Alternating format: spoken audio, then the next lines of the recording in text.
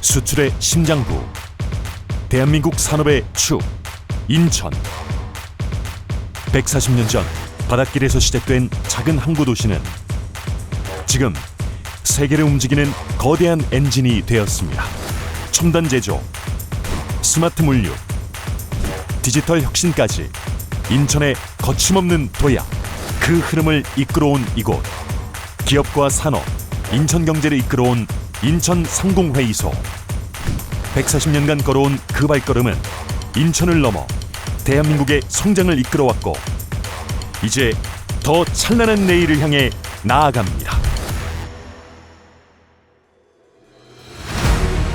140년 전 외국 상인의 상권 침탈 속 우리는 스스로를 지키기 위해 연대했습니다. 그 이름 인천객주회. 보호받지 못한 시대, 인천 상인의 첫 연대. 그 자율과 개방의 정신은 오늘의 인천상공회의소로 이어졌습니다. 인천객주회는 자율과 연대의 정신으로 출발한 민간 경제 조직이었습니다. 이 인천객주회가 1896년 인천항 신상협회, 1905년 인천조선인 상업회의소를 거쳐 오늘의 인천상공회의소로 이어지게 됩니다. 도시는 작았지만 변화의 속도는 빨랐습니다. 전차, 철도, 전기 같은 근대 문물이 인천에서 먼저 도입됐고 상업, 물류의 중심지로 빠르게 성장했습니다. 근대의 물결이 가장 먼저 닿은 인천. 그 변화 속에서 인천 상인의 조직도 진화했습니다. 그 이름 인천 조선인 상업회의소. 이곳은 조선 근대 경제 발전의 출발점이었습니다. 일제강점기 인천은 물류 중심지로 기능은 했지만 그 안엔 외세에 밀려난 상공인의 상처와 분노가 깊게 자리했습니다. 그럼에도 우리는 멈추지 않았습니다. 시대는 짓밟혔고 이름은 사라졌지만 단 한순간도 멈추지 않았습니다. 이 도시가 버틴 건 기반이 있었기 때문입니다. 근대화 이전부터 축적된 산업 기반이 전시 경제와 일제의 강점기의 체제 속에서도 유지가 되었습니다. 침탈의 시기, 인천의 이름은 식민경제의 기호로 바뀌었고 조선 상공인의 자리는 점차 지워졌습니다. 그러나 조직은 사라져도 정신은 숨지 않았습니다. 1916년 인천 조선인 상업회의소를 인천 일본인 상업회의소에 병합시켜 무력화하기에 나섰습니다.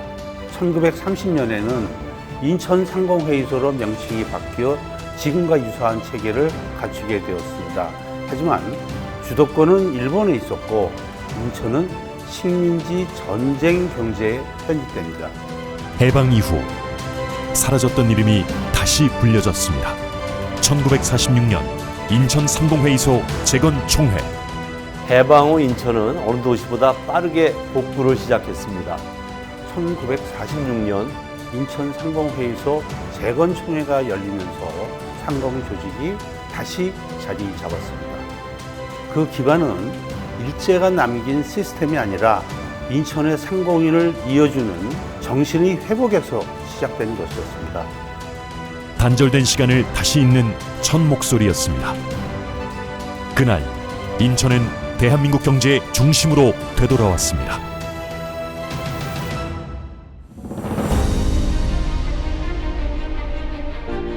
(1950년) 한국전쟁.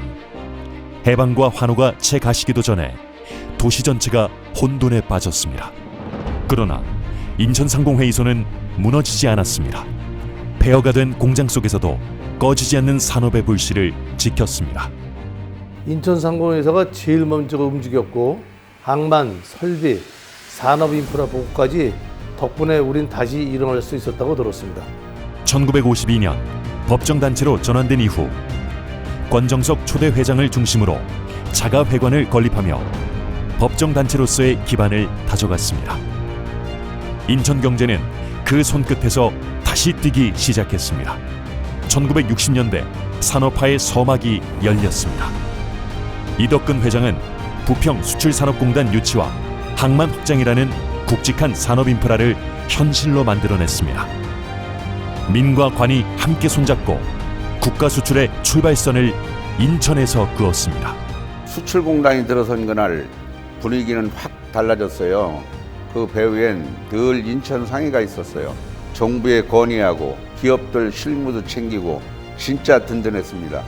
1970년대 최정환 회장은 남동공단의 청사진을 직접 그리고 10년에 걸친 노력 끝에 1984년 드디어 조성을 확정지었습니다. 인천 제조업의 지도가 바뀌기 시작했습니다. 1980년대 노동운동의 파고 속에서 이회림 회장은 노사간 조정자로서의 역할을 다하며 지역 산업의 안정과 신뢰를 지켰습니다. 1990년대 정보화와 국제화의 흐름이 거세지자 인천 상공회의소는 이기성 회장을 중심으로 기업정보 플랫폼 인디텔을 구축하고 중국 상해와 직접 연결하는 통상의 기반을 마련했습니다. 하지만 IMF 외환 위기, 모든 경제가 멈춰선 듯 했지만 인천 상공회의소는 그 중심에서 기업 생존 전략과 구조조정 지원에 팔을 걷어붙여 이명복 회장을 중심으로 다시 시작하자는 분위기를 이끌었습니다. 이제 포기해야 하나 그런 흔들리는 순간이었죠.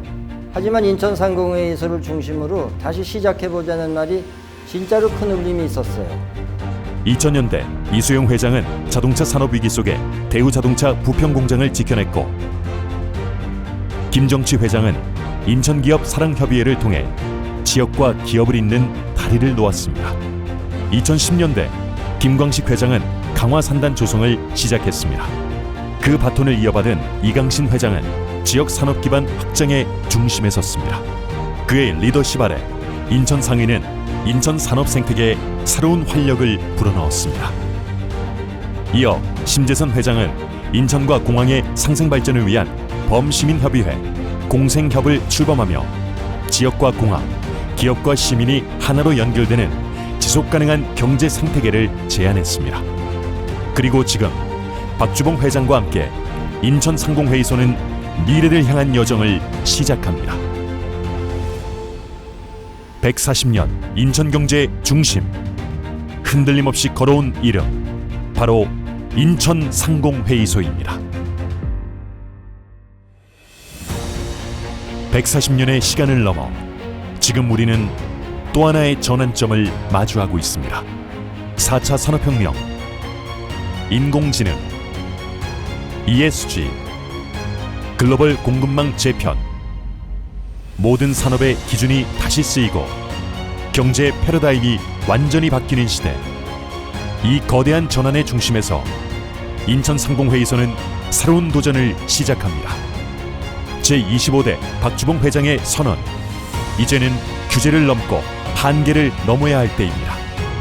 변화와 혁신으로 미래를 향해 인천 기업인들과 함께 나아갑니다.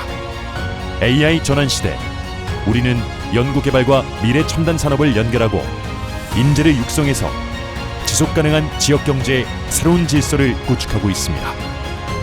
스마트 제조 혁신, 디지털 수출 확장, ESG 경영 대응, 산업인재 플랫폼 구축.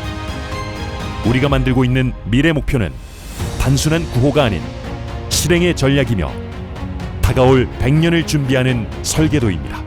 우리는 지금 변화와 혁신의 중심에 서 있습니다. 인천상공회의소는 항상 현장에서 답을 찾고 기업하기 좋은 환경을 만드는 데 앞장서겠습니다. 그리고 인천 경제의 미래 100년을 준비하겠습니다. 우리는 위기의 시간을 견뎌냈고 그 속에서 성장의 길을 발견했습니다. 그리고 지금 우리는 다시 한번 전진합니다. 보다 강하게, 보다 멀리. 인천의 기업인들이 다시 뛰기 시작할 때 대한민국의 경제는 다시 살아납니다. 그리고 세계로 나아갑니다. 우리는 알고 있습니다. 기회는 준비된 자의 것이라는 것을. 140년의 지혜로 지금 우리는 행동하고 미래 기업인들과 함께 상상하고 대한민국의 새로운 내일을 만들어갑니다. 우리는 힘차게 나아갑니다. 대한민국의 심장을 다시 뛰게 하며 세계 속 경제 대국으로 도약합니다. 미래는 이미 시작되었습니다. 그리고 우리는 그 중심에 있습니다. 인천상공회의소.